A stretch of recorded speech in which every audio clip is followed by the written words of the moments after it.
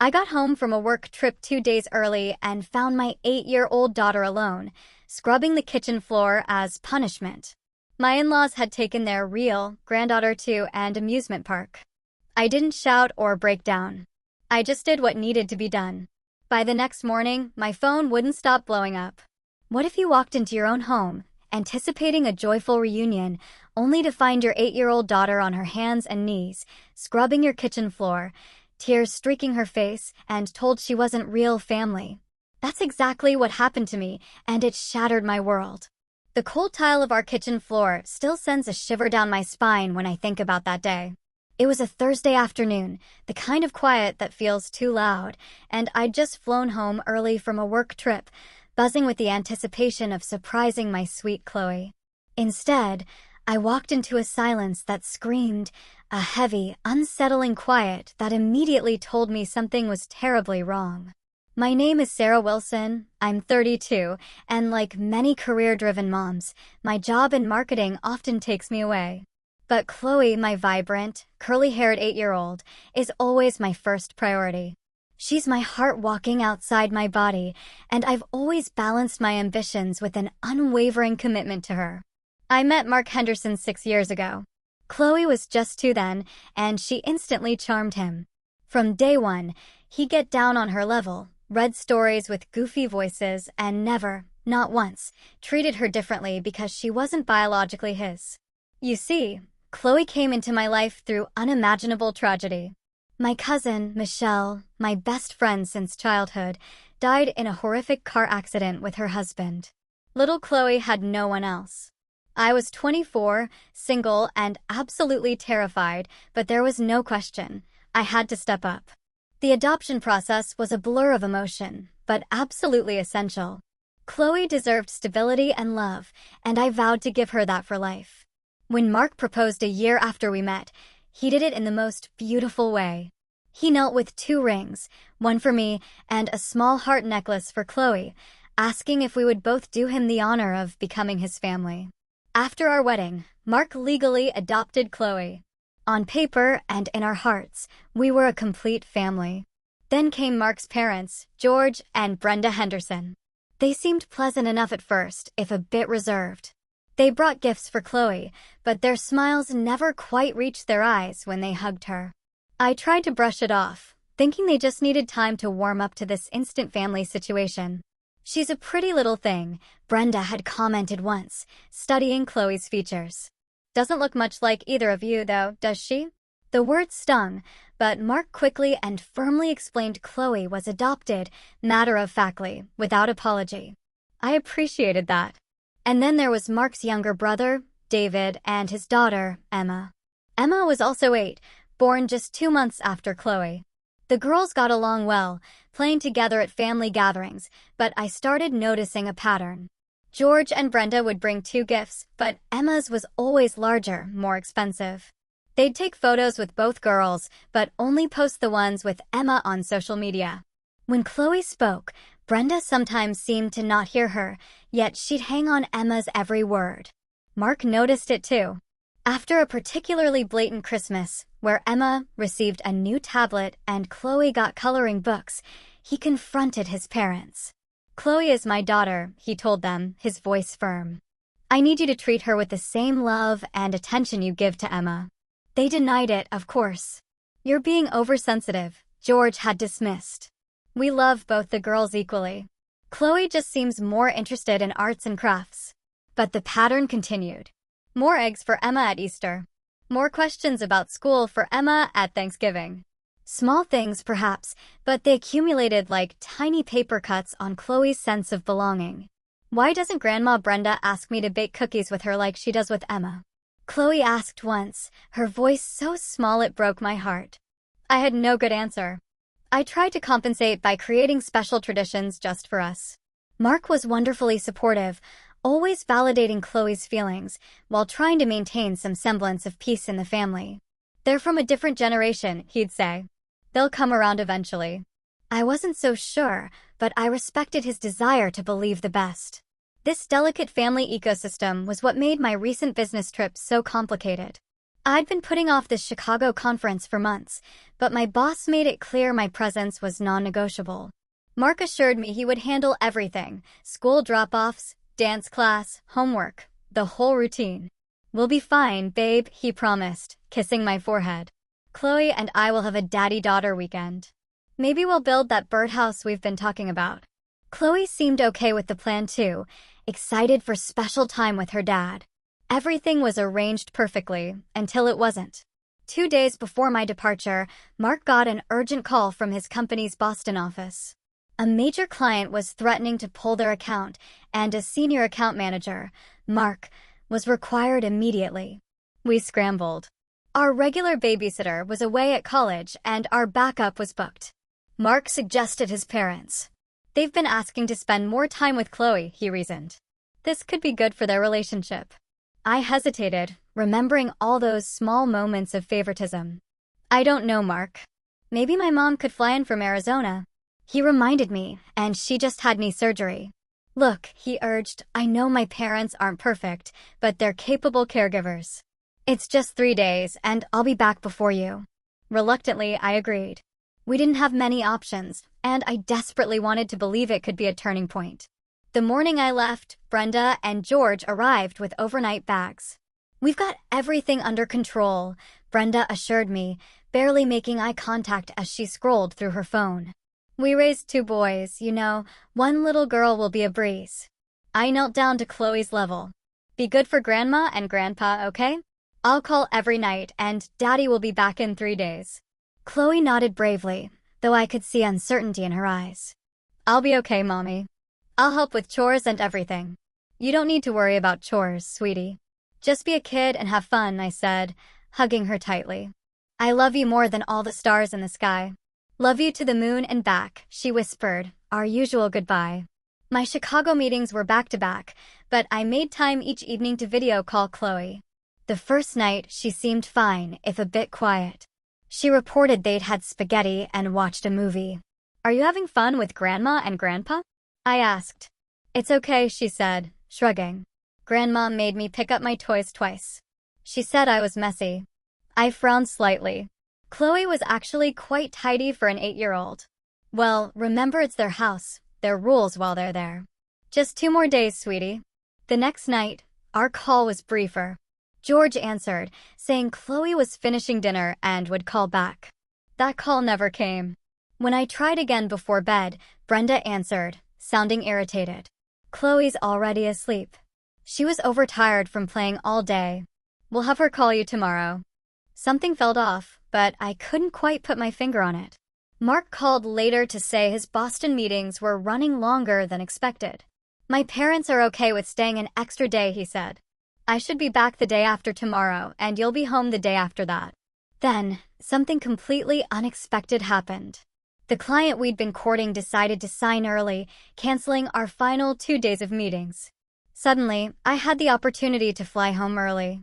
"Are you sure you don't want to stay and do some sightseeing?" my colleague asked. Chicago's beautiful this time of year. But all I could think about was getting home to Chloe. The brief, awkward calls with my in-laws had left me uneasy. I booked the earliest flight, deciding not to tell anyone I was coming home. I'd surprise Chloe and relieve my in-laws early. A win for everyone. During the flight, my anxiety grew. I tried calling the house from the airport after landing, but no one answered. I texted Mark to let him know. "That's great," he responded, still stuck in Boston. "Client issues more complicated than expected. Love you both." As I drove from the airport, a growing sense of anticipation mixed with an inexplicable dread settled over me. I chalked it up to travel fatigue and maternal guilt. I couldn't wait to see Chloe's face, her squeals of delight, the running hug, the stream of stories she'd want to tell me all at once. But as I pulled into our neighborhood, I noticed something odd. George and Brenda's car wasn't in the driveway. It was a Thursday afternoon. Where would they have gone with Chloe? Perhaps to the park or for ice cream. Still, something didn't feel right.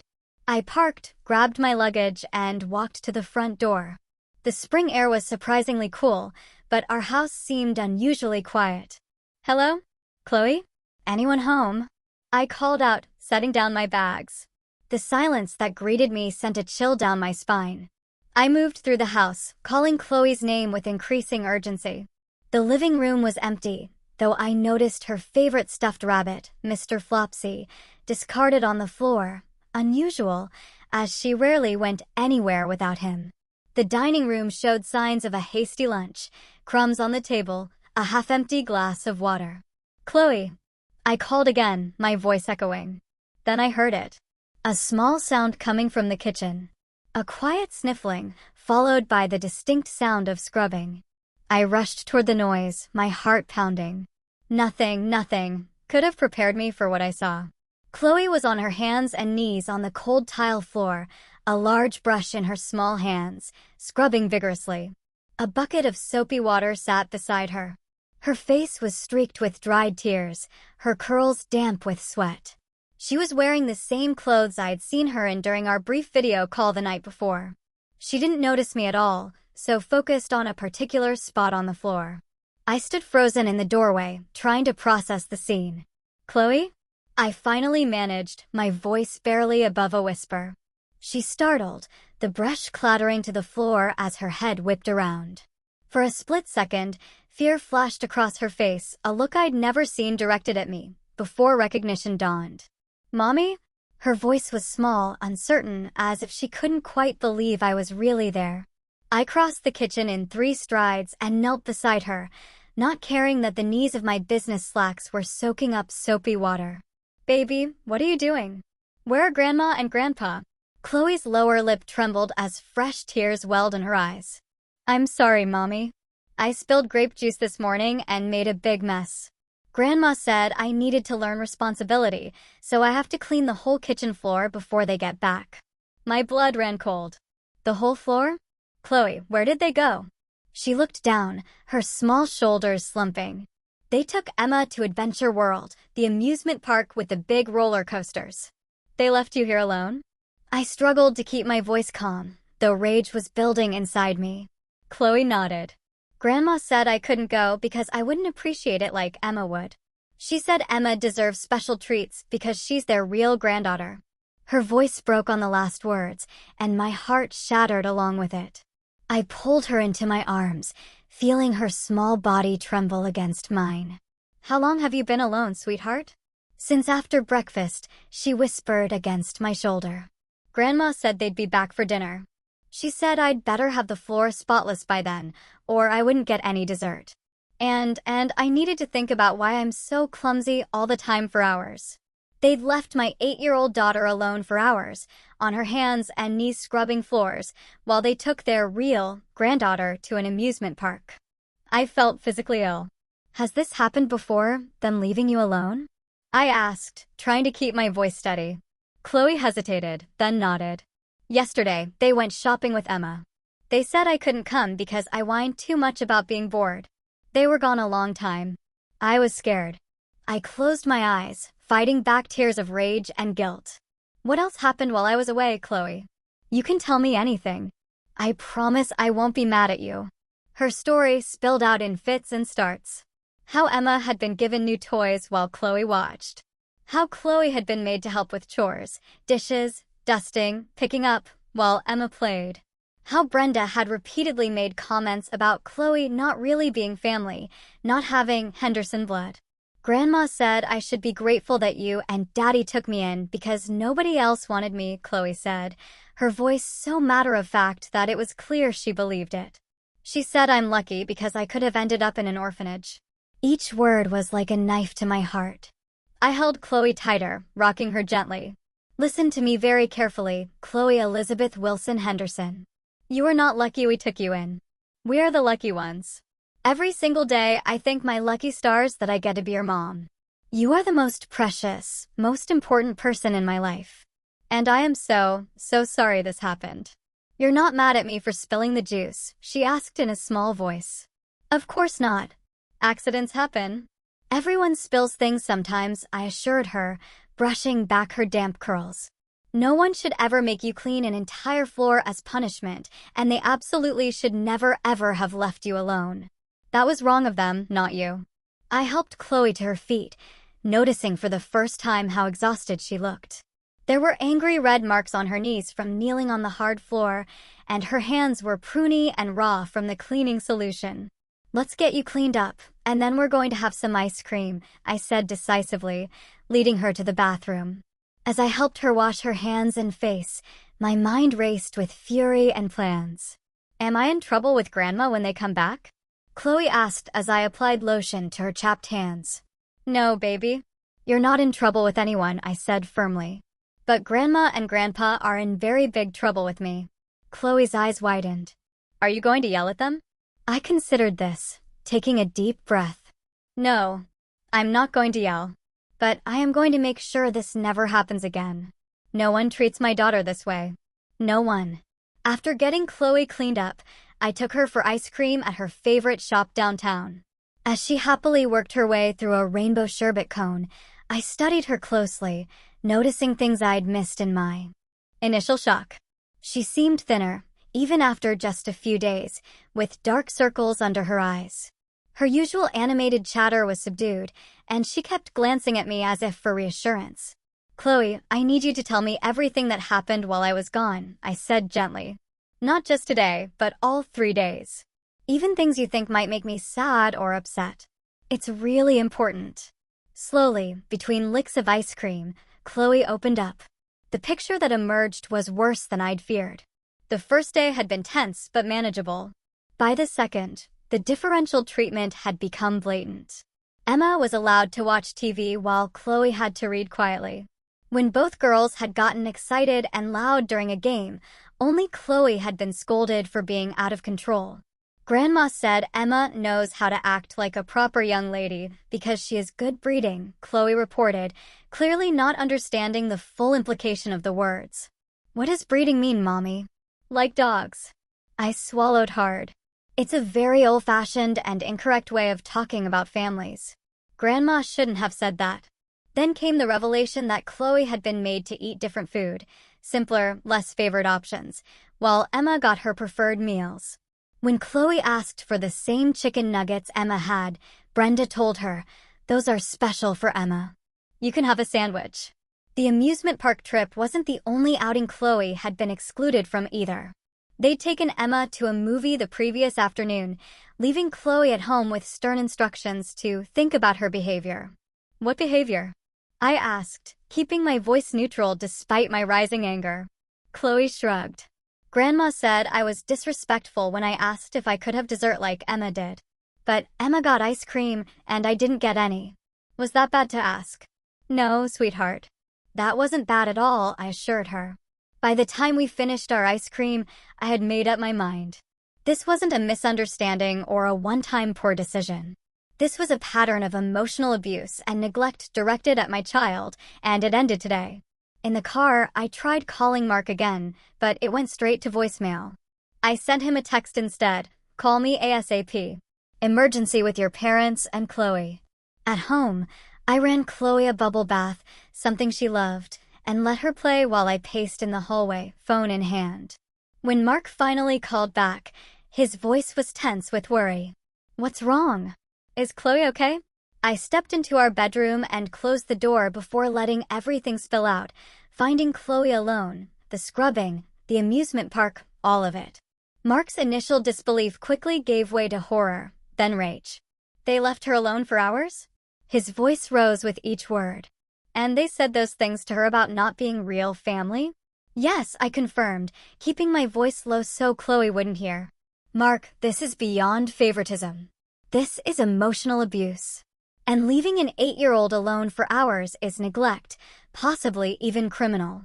There was a long silence on the other end. "Then I'm coming home. I'll get the next flight out. What about your client?" "Screw the client," Mark said with a vehemence I rarely heard from him. "My daughter comes always." The word daughter, not stepdaughter or your daughter, but simply daughter, warmed something in my chest, even amid the anger and pain.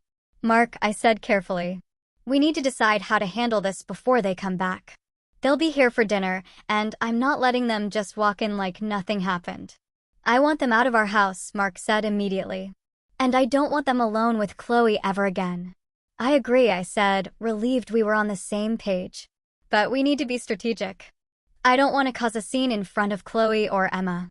The girls shouldn't witness an adult confrontation. We discussed options and finally settled on a plan. Mark would try to get home as soon as possible, but in the meantime, I would deal with his parents calmly but firmly. They would be told to pack their things and leave, either to a hotel or back home. We would make it clear that their unsupervised access to Chloe was permanently revoked. They're going to fight this, Mark warned. They'll say we're overreacting, that leaving her alone wasn't a big deal, that kids need discipline. Let them, I said, a new steel in my voice. I don't care what excuses they make. They left our daughter alone for hours after making her feel worthless. There's no coming back from that. After hanging up, I checked on Chloe, who was happily playing with her bath toys, seemingly more relaxed now. I sat on the edge of the tub and helped her wash her hair, fighting back tears as I noticed a small bruise on her shoulder. How did you get this, sweetie? I asked casually. Oh, Chloe said, barely glancing at it. Grandma grabbed me there when I dropped a plate yesterday. It was an accident, though. I was being clumsy. I took a deep breath, reminding myself to stay calm for Chloe's sake. That's not being clumsy. That's just being a normal kid. An adult should never grab children hard enough to leave marks, even if they're frustrated. After her bath, I helped Chloe into her favorite pajamas. Though it was only late afternoon, she needed comfort now, not proper dinner attire. We cuddled on the couch, watching her favorite movie, and I explained in age-appropriate terms what would happen next. Grandma and Grandpa made some very bad choices, I told her. The kind of choices that mean they can't be trusted to take care of you properly, so they won't be staying here anymore. Chloe looked up at me, her eyes wide. Are they in trouble? Yes, I said honestly. Big trouble. What they did was wrong, and there are consequences for that. Will I still see Emma? She asked, her voice small. My heart ached. Despite everything, she was worried about losing her cousin. Of course you will. Emma didn't do anything wrong, and neither did you. This is about the grown-ups' behavior, not yours. As the afternoon wore on, I checked the time repeatedly.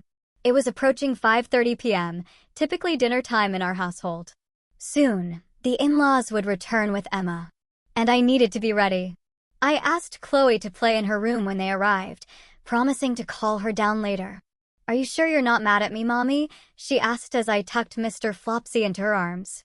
I have never been more sure of anything in my life, I told her, kissing her forehead. I love you more than you could ever know.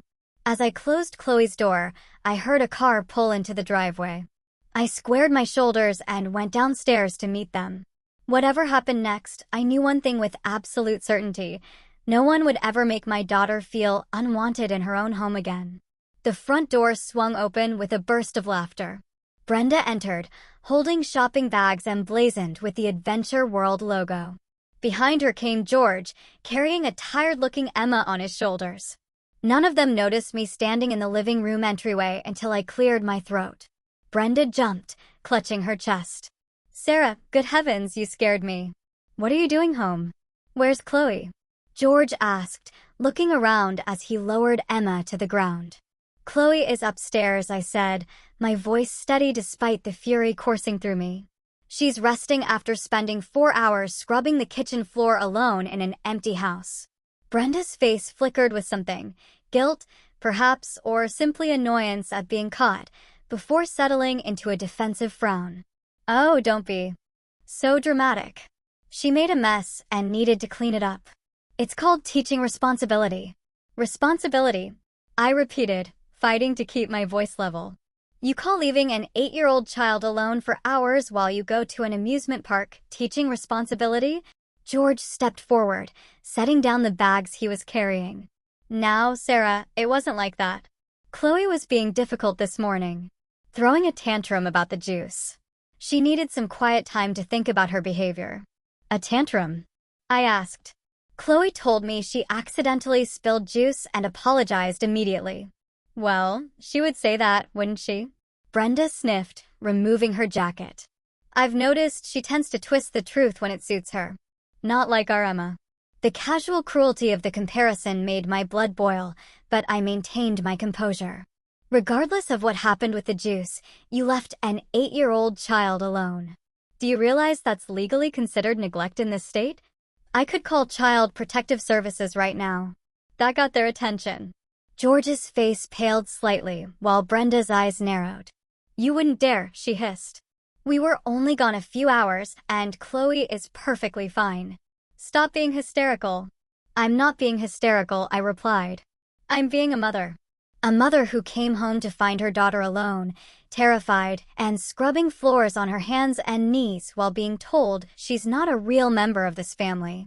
George at least had the decency to look uncomfortable. We never said that. Really? Because Chloe told me that you both have repeatedly told her she doesn't have Henderson blood and should be grateful we took her in because nobody else wanted her. Brenda rolled her eyes. Children exaggerate. And besides, it's simply factual that she's not related by blood. We've never been shy about that. She's 8 years old, I exclaimed, my voice rising despite my efforts. And she is related. She's your son's daughter. Mark adopted her legally. She bears your last name. What more do you want? Look, George interjected, clearly trying to defuse the situation. We may have made some poor choices today, but you're blowing this out of proportion. We've been taking care of Chloe all week with no issues. No issues? I laughed incredulously. Chloe told me everything. How you excluded her from outings, made her do chores while Emma played, gave Emma better food, new toys, more attention. She told me about being grabbed hard enough to leave bruises, being told she whines too much, being left alone yesterday too. This wasn't a one-time lapse in judgment. This was a pattern. Just then, my phone rang. It was Mark. I answered and immediately put it on speaker. Mark, Brenda said, her voice suddenly honey-sweet. Your wife is making ridiculous accusations. We've been taking wonderful care of Chloe, but you know how challenging she can be. We simply had to discipline her today for misbehavior by leaving her alone for hours, George defended. While you took Emma to Adventure World. She needed to learn her lesson. And we wanted to take Emma out for a special day. What's wrong with that? What's wrong, Mark said slowly, is that you abandoned my daughter. You neglected her. You made her feel unwelcome in her own home and unwanted in her own family. Oh, please. Brenda scoffed. She's being oversensitive, just like her mother. Honestly, Mark, I don't know what you expected. Blood is thicker than water, after all. It's only natural we have a special bond with Emma. The room went deadly silent. Even Brenda seemed to realize she'd gone too far. What did you just say? Mark's voice was dangerously quiet. I just meant. Brenda began, but Mark cut her off. I heard exactly what you meant, Mom, and it's unacceptable. Chloe is my daughter. Not my stepdaughter, not my adopted daughter, my daughter. And if you can't treat her with the same love and respect you show Emma, then you don't deserve to be in her life. Brenda's face contorted with indignation. How dare you speak to me that way? After everything we've done for you. We're your parents. And I'm Chloe's parent, Mark replied firmly. Which means my job is to protect her, even from you. I took over then, keeping my voice calm but resolute. Here's what's going to happen. You're going to pack your things and leave our house tonight. You can go to a hotel or drive back home. I don't care which. But you're not staying here, and you will not have unsupervised access to Chloe again. This is absurd. Brenda sputtered. George, say something. George looked torn, his gaze moving between his wife and the phone. Son, I think we all need to calm down and discuss this rationally. We made a mistake today, but surely cutting us off from our granddaughter is an overreaction. It's not just today, I said. It's every comment, every comparison, every time you've made Chloe feel less than. It's the fact that she genuinely believes she deserves to be treated worse than Emma because she's not a real Henderson. And it stops now, Mark added through the phone. I'm getting on a flight in an hour. By the time I get home, I expect you to be gone. We can discuss future supervised visits after Chloe has had time to heal from this. Emma, who had been quiet during this exchange, suddenly spoke up. Is Chloe okay? Can I see her? Her innocent concern highlighted the absurdity of the situation. Even a child Emma's age recognized something was wrong. I knelt down to her level. Chloe is okay, but she's resting right now. This isn't about you, Emma. You didn't do anything wrong. Brenda seized on this, her voice rising dramatically. See what you're doing? You're driving a wedge between the cousins. You're breaking up this family. No, I said, standing back up. You did that when you decided one grandchild was more valuable than the other. This is ridiculous. Brenda snapped, grabbing her purse. Come on, George. We don't have to stand here and be insulted. Where's Chloe? George asked again, seeming genuinely concerned. Can we at least say goodbye? I shook my head. Not tonight. She's been through enough. I'll have her call you when she's ready. Brenda let out a dramatic huff. Fine, but don't think this is the end of it. We'll be speaking to Mark privately, without your influence. Go ahead, I said, but you should know he's heard everything you've said tonight, and he stands with me and Chloe 100%. As they gathered their belongings, Brenda turned to me one last time. You know, Sarah, we always thought Mark could do better. Now we know we were right. The barb was meant to hurt, but I simply smiled. Funny, I was just thinking the same thing about Chloe's grandparents. They left in a flurry of slammed doors and screeching tires, taking a confused Emma with them. As the sound of their car faded, I leaned against the wall, suddenly exhausted. The confrontation had gone about as well as could be expected, but it was just the beginning of what would likely be a long, painful family rift. I climbed the stairs to Chloe's room, finding her sitting on her bed with Mr. Flopsy, clearly having heard at least some of the commotion.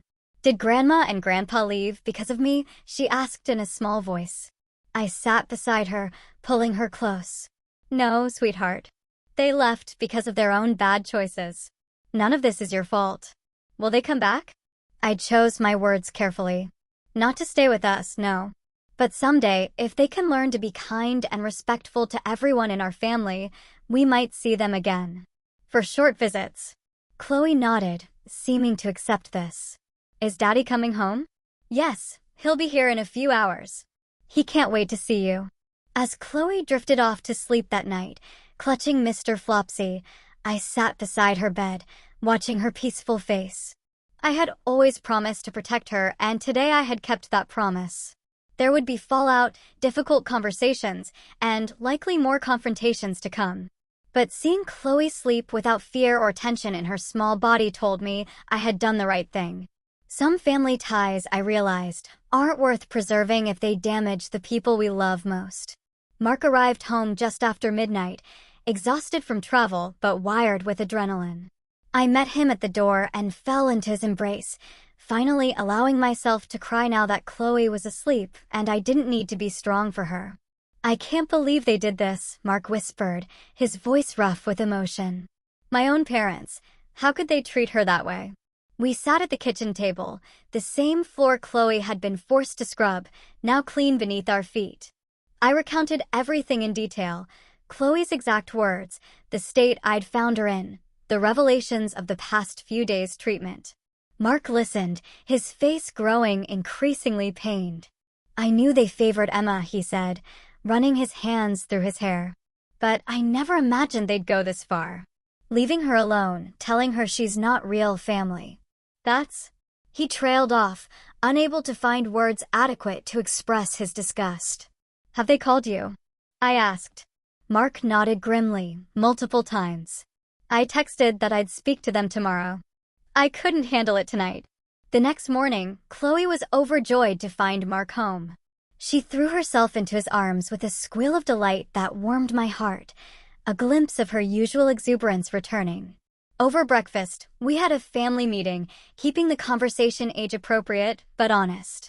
Grandma and Grandpa made some very bad choices, Mark explained, holding Chloe's small hand in his. And when adults make bad choices that hurt children, there have to be consequences. Like when I get a timeout? Chloe asked. Similar, I said. Except their timeout is going to be much longer, and they won't be able to spend time with you unless another adult we trust is there too. Chloe considered this. Are they mad at me? No, sweetheart, Mark assured her. They're probably upset about the situation, but none of this is your fault. I need you to really hear that, okay? Nothing you did caused this. Chloe nodded, though I could tell she wasn't entirely convinced. We decided that family therapy would be essential moving forward, both for Chloe to process what had happened and for us as parents to learn how best to support her. Later that day, While Chloe was engaged with a movie, Mark called his parents. I sat beside him as he put the phone on speaker. "We've been worried sick," Brenda said immediately. "After the way you and Sarah threw us out last night." "Mom," Mark interrupted firmly. "I'm calling to make our position absolutely clear. What you and Dad did was neglect and emotional abuse. You left Chloe alone for hours.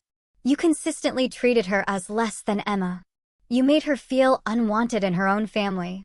That is unacceptable and will not happen again." "Mark, you're blowing this out of proportion," George interjected. "Yes, we made a mistake leaving her alone. We admit that. But all this talk of abuse is extreme." "Is it?" Mark challenged. "You told my daughter that she's not really family, that she should be grateful anyone wanted her. Do you have any idea what that does to a child?" "We were just being honest," Brenda defended. "She's old enough to understand the difference between biological and adopted family." "There is no difference," Mark exploded, his careful control finally slipping. "Not in love, not in commitment, not in how she should be treated. Chloe is my daughter in every way that matters." The conversation deteriorated from there, with Brenda and George minimizing their actions, deflecting blame, and ultimately threatening to involve the extended family if we insisted on overreacting. Mark ended the call by reiterating our position: no unsupervised contact with Chloe, and any future visits would be brief and monitored.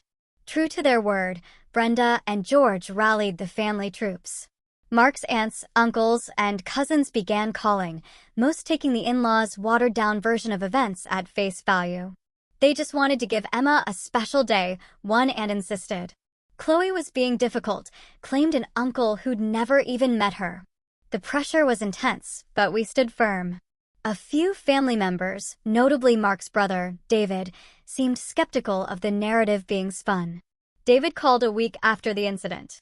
"Emma's been upset," he said. "She keeps asking about Chloe and why everyone's fighting." "What really happened, Mark?" Mark told him everything, unvarnished. There was a long silence when he finished. "Jesus," David finally breathed. "Mom left her alone for hours and said those things about her not being real family?" "Yes," Mark confirmed. "And there's more we haven't even told you." Another pause. "I believe you," David said. Finally, Emma mentioned something about Chloe having to clean while she got to play. "I didn't think much of it at the time, but God, I'm sorry. Is Chloe okay?" That conversation marked a turning point. David became an unexpected ally, standing up to his parents and correcting the false narrative being spread through the family. He even arranged for Emma and Chloe to have video calls, maintaining their cousin bond despite the adult conflict. Meanwhile, we focused on Chloe's healing. The family therapist we found specialized in adoption and blended families. Dr. Lorraine Carter was warm but direct, creating a safe space for Chloe to express feelings she'd been bottling up. "Chloe, how did you feel when Grandma said you weren't real family?" Dr. Carter asked during one session. Chloe clutched Mr. Flopsy tighter. "Sad and scared, like maybe Daddy would stop loving me too someday." Mark's eyes filled with tears. "Never," he whispered fiercely. "Never in a million years." Over the weeks that followed, we learned that the incident we discovered was merely the most extreme example of a pattern of differential treatment that had been going on for years. Chloe had internalized so much, believing she deserved less because she wasn't really a Henderson. "Children are remarkably adaptive," Dr. Carter explained to us in a parents-only session. "When they're treated differently, they often assume it's because of something they've done or something inherently wrong with them, rather than recognizing it as unfair treatment by adults who should know better." The first family gathering after the incident was Chloe's school's spring concert. We knew the in-laws would attend as Emma was also performing. We prepared Chloe carefully, assuring her we would be by her side the entire time. "What if Grandma tries to talk to me alone?" she asked anxiously as we dressed for the event. "That won't happen, I promised. Dad or I will be with you every minute. And if anyone says anything that makes you uncomfortable, you tell us immediately." The tension in the elementary school auditorium was palpable when we arrived. Brenda and George stood with David and his wife, Emma between them in her concert outfit. They spotted us immediately. Brenda's face tightening while George looked away. We guided Chloe to her classroom, deliberately, taking a path that avoided the in-laws. After leaving her with her teacher, we found seats far from where they were sitting.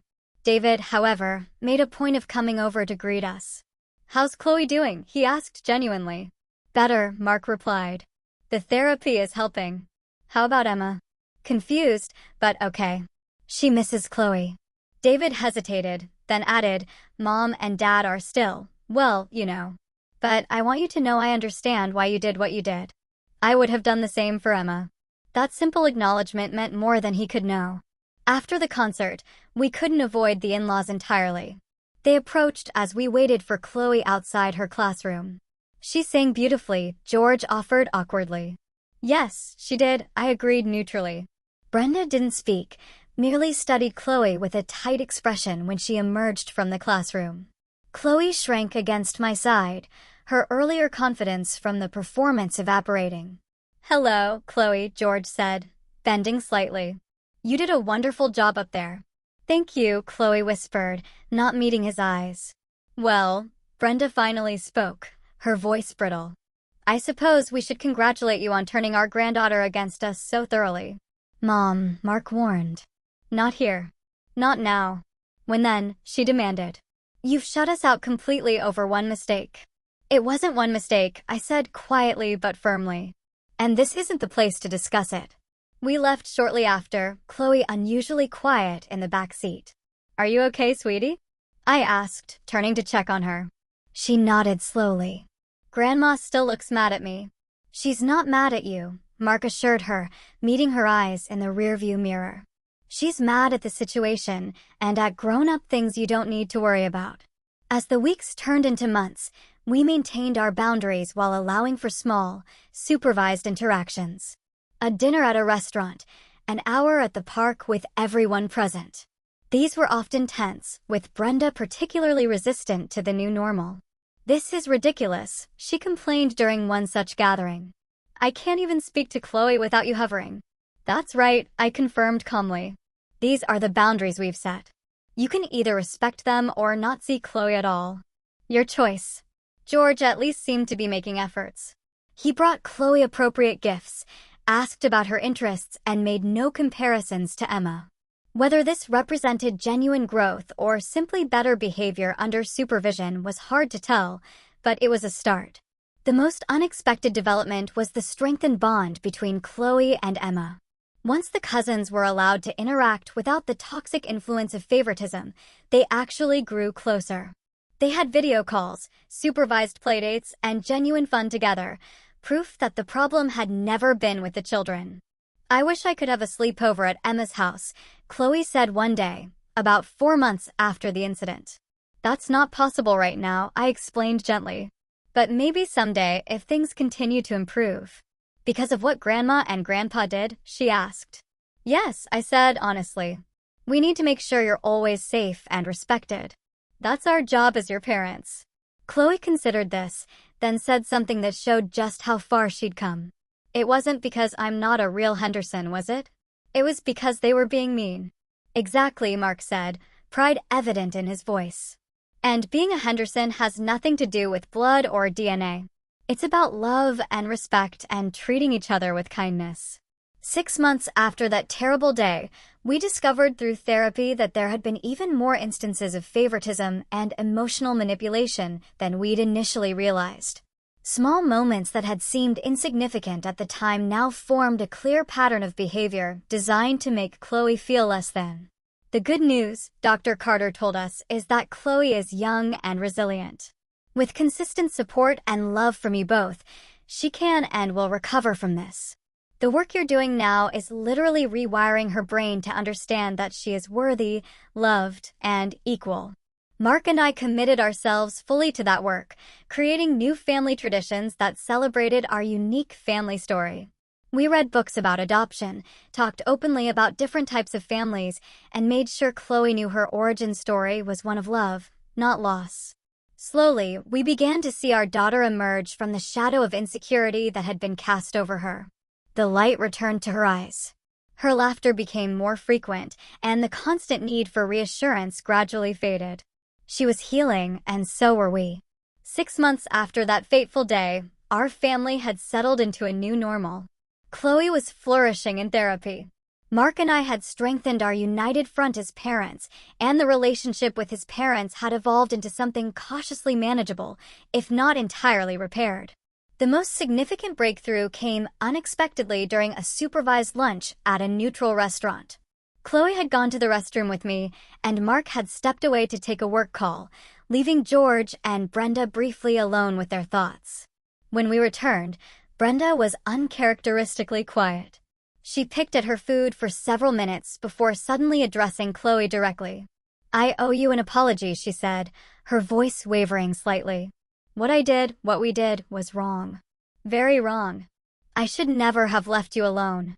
And I should never have said those hurtful things about you not being family." Chloe stared at her grandmother, clearly surprised by this sudden contrition. "It's okay," she offered automatically, the response of a child trained to smooth over adult emotions. "No, it's not okay," George interjected gently. "Your grandmother is right. We treated you unfairly, and there's no excuse for that. We're very sorry, Chloe." I watched my daughter carefully, ready to intervene if needed, but she seemed to be processing their words thoughtfully. "Why did you do it?" she asked finally, the simple, direct question that only a child would have the courage to ask.